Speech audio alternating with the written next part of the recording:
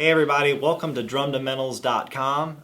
My name is Adam Silverman. I am a professional touring and studio drummer in Nashville, Tennessee. And I'm actually here today to talk to you guys about a new site that I have coming out, and it's called Drumdamentals. And the purpose of Drumdamentals is to teach drummers foundational building blocks that will help you as a musician and not just as a drummer. A lot of guys spend a lot of time working on chops and crazy groove things, and that stuff is all awesome. But if you don't have the foundational skills required to keep a groove and keep a really great beat, you're not going to have a band playing for very long. So the point is, how do we develop these foundational skills? And that's what I'm here to talk about today. The groove that you guys just saw is what we call a 4 on the floor. A 4 on the floor is a groove with the idea being that the right foot is keeping quarter notes, 4 beats per measure, 4 on the floor. That groove is used in every style of music. You will hear that in blues, you'll hear it in country, you'll hear it in pop, you'll hear it in hard rock.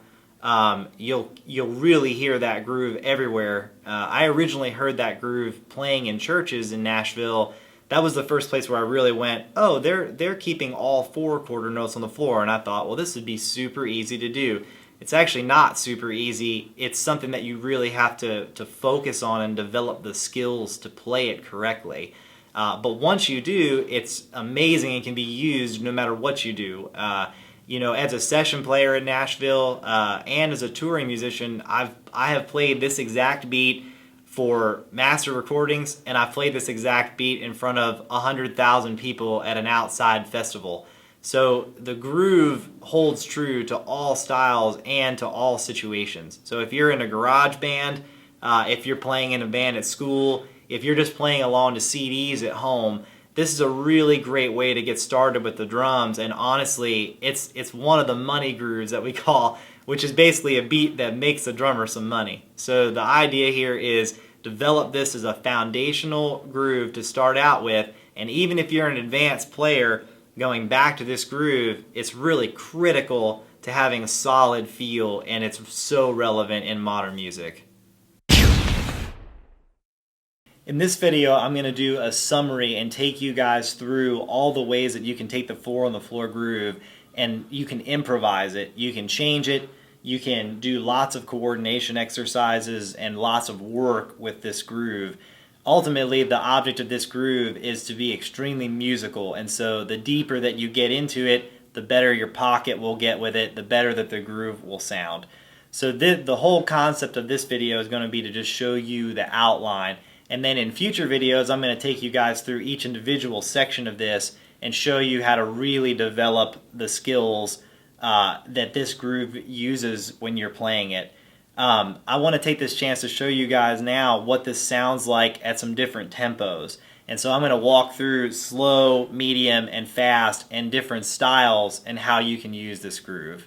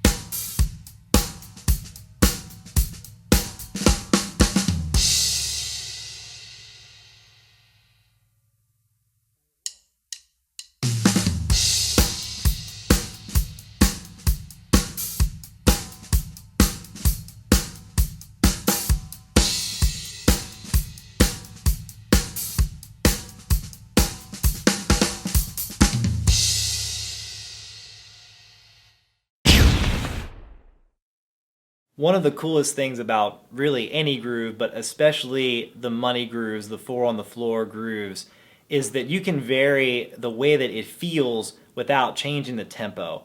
So you can play it straight like super straight. You can play it swung like you would if you were playing a Texas shuffle or something like that. You can also play it kind of in between, like what the New Orleans second line sound would be. So I'm going to show you guys a couple different options with that and ways that you can vary it using the feel.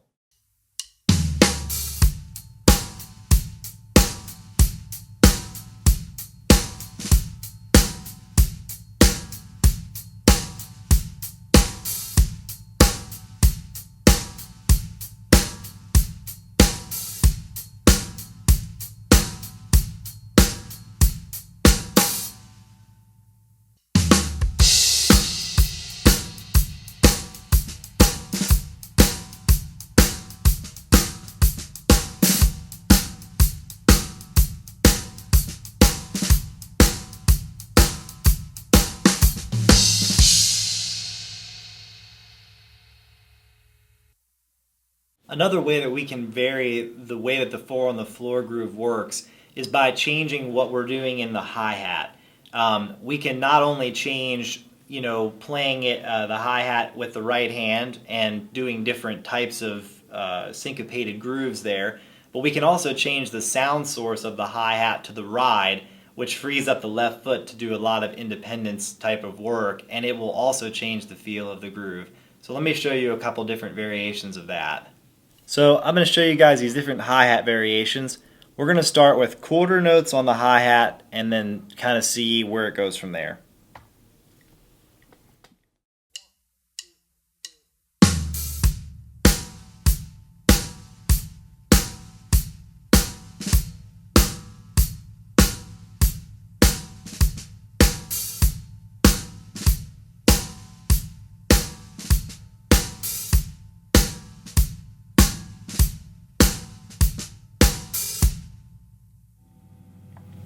I've also showed you guys the eighth notes many times, so I won't do that one again.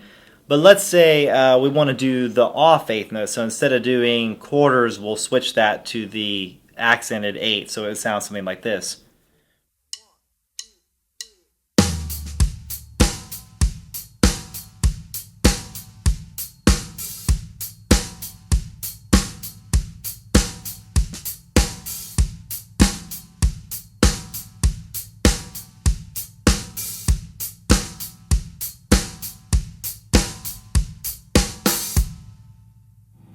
I'll get into further variations of that in future videos.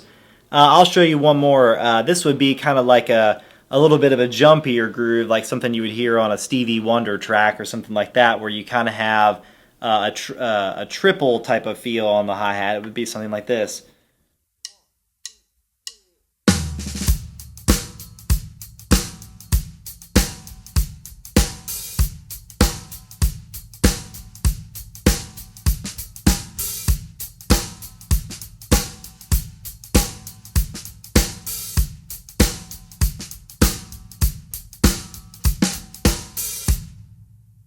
So you can see with that one lends itself more to being sort of in between straight and swung. The other grooves you could do any way that you want. So those are some different options that you have with the hi-hats. So all that hi-hat work is really cool. But if you take that hi-hat source and you change over to a ride source, that frees up your left foot to do lots of different things.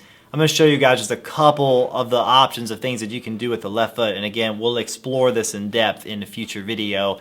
But this will give you a general overview of how you can do this. We'll start with eighth notes in the left foot and eighth notes on the ride, and you'll see how different it sounds.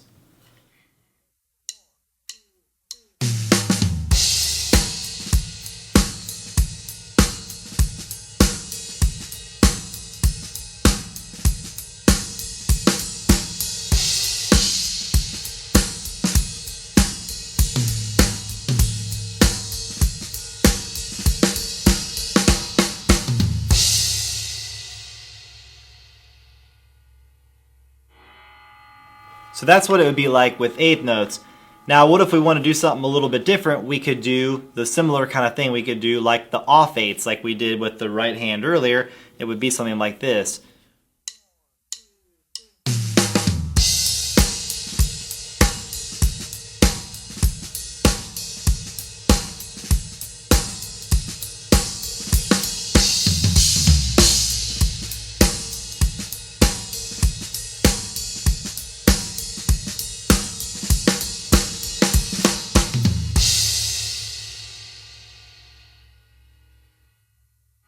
Or we could do like quarter notes.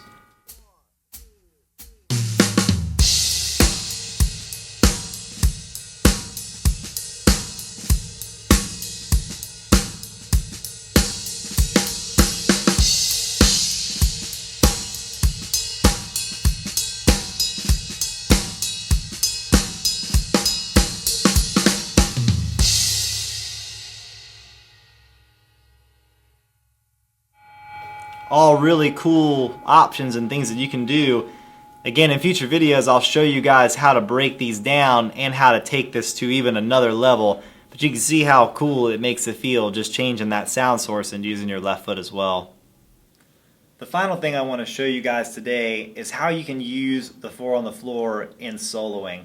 For any of you guys that have ever been asked to play a solo before, or maybe you're in a school band or you're in a rock band and you want to do a drum solo, sometimes it sounds funny to do a solo when you don't have the low end of the bass drum. The 4 on the floor really provides a great foundation and a great structural piece that you can build a solo over top of. I'm going to show you guys some real simple ways that you can vary your hands on different sound sources, keeping the 4 on the floor, and how you can use that to create some interesting solo ideas.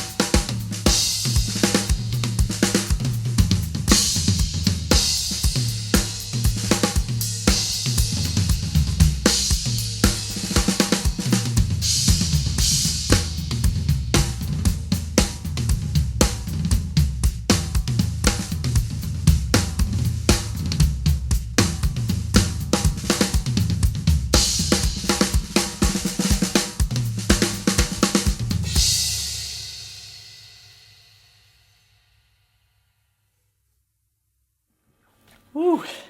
So as you can see, there are tons of things that you can coordinate over top of keeping that 4 on the floor steady and using that to drive a solo.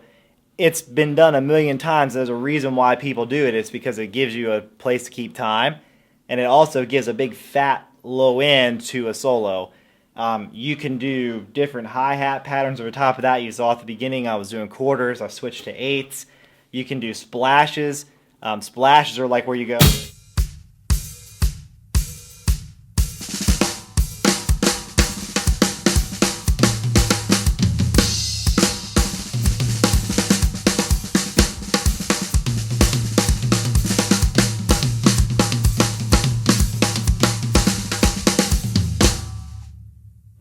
So there, that adds a different texture. You can use cymbals, you can do all kinds of different stuff, all while keeping the beat for the band, so they know where to come back in. And there's just so many different things that you can do with that 4 on the floor. In future videos, I'm going to show you guys, I'm going to break down keeping that pattern and how to do hand coordination exercises over top of that, which is going to develop your ability to not only do solo, it's going to develop your ability to play grooves more efficiently and have a deeper pocket.